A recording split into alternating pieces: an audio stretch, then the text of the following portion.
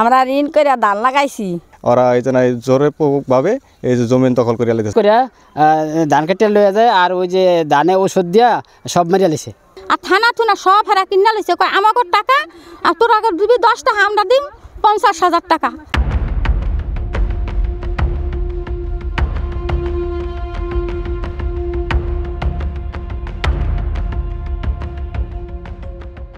শরীয়তপুরের পাটনিগাঁও এলাকায় কৃষকের জমি দখলে নিয়ে মাছের ঘের তৈরির অভিযোগ উঠেছে এক যুবদল নেতার বিরুদ্ধে। একই সঙ্গে জমি দিতে রাজি না হওয়ায় তিনি বিষ দিয়ে ফসল নষ্ট করেছেন বলে অভিযোগ করেছেন কৃষকরা। ও তো আর পুকুর নেয়নি, ওরা প্রজেক্ট নেয়নি, ওইলো মাটি কাটে। যেমন আপনি যদি ঘরে একটা বদলালেন বা কোনো কিছু করেন, হে আপনি আইব কে লইল না সেটা তার কোনো দেখার দরকার না। ও প্রজেক্টে ডেকু দিয়া মাটি কাটে আইনের নিজের ডেকুতেই।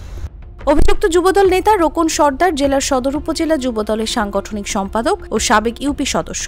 দলীয় প্রভাব খাটিয়ে তিনি জমি দখলে নেন বলে অভিযোগ স্থানীয়দের। এ নিয়ে মানববন্ধন করে জেলা প্রশাসকের কাছে স্মারকলিপি দিয়েছেন ভুক্তভোগী কৃষকরা।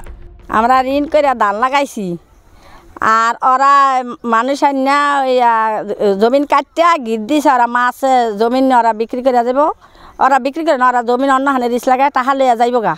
হ্যাঁ সে আগে বিশ্বাস পাইম করে আর আমাকে জমিন দিমু না, আমাকে গরু পালুম আর আমরা ভাত খাইম। ওরা এই দলের প্রভাব খাটাইয়া রোকন সর্দার আরও আছে, ওরা এই যে জোরে ভাবে এই যে জমিন দখল করে লিখেছে। আমাকে জমিন আছে প্রায় 2.5 কানির মতো, এই জমিন আমরা দিতে চাই না। আমরা ধান চাষ করতে চাই, আমরা স্বাভাবিকভাবে বাঁচতে চাই, আমরা মাছ চাষ করতে চাই না। আমার জমিন অনেক কষ্ট করে ধান লাগাইছি। আমার এই প্রজেক্টের ভিতরে 1 কানি জমিন আছে, 1 কানি জমিনের ভিতরে আমরা জমিন দিমু না প্রজেক্টে মাছ চাষ করার জন্য প্রজেক্টে আমরা দিমু না। আমাদের জমিন দিমু না দেখা আমাদের ধানের ভিতরে পুরা ওষুধ মাইরা পুরা জ্বলায় ফেলাইছে। সরেজমিনে গিয়ে দেখা যায় ফসলি জমির চারপাশ খনন করে ঘের তৈরির প্রস্তুতি চলছে। ঘেরের মাঝখানে থাকা জমির ধান গাছ কীটনাশকের প্রভাবে মরে গিয়ে বাদামি রং ধারণ করেছে। এছাড়াও মাটি কেটে কিছু জমির ধান গাছ অপসারণ করা হয়েছে। আমরা ধান লাগাই সাইডে ভাত খাই, হ্যাঁ এরা রাইতে এরা জোর করে ধান কেটে লয়ে যায় আর ওই যে ধানে ওষুধ দিয়া সব মেরিয়া লিছে। আর থানা টুনা সব হেরা কিনা লইছে, কয় আমাকে টাকা আর তোর আগে দিবি 10 টাকা, আমরা দিম 50,000 টাকা। তোরা দিবি 10 টাকা, আমরা দিম 50,000 টাকা। তোকে কথা কইব না আমাকে কথা কইব, এক কয়া দেন আমাকে সব কিছু ঘরে ভিতরকেই আমাকে সব কাটিয়া লইয়া গেছে গা। আমরা এখন কি বিচার চাই? আমরা চাই আমাকে কৃষি জমিন আমাকে ফিরাই দিবেন আর আমাকে সূক্ষ্ম বিচার আমরা আপনাকে কাছে চাই।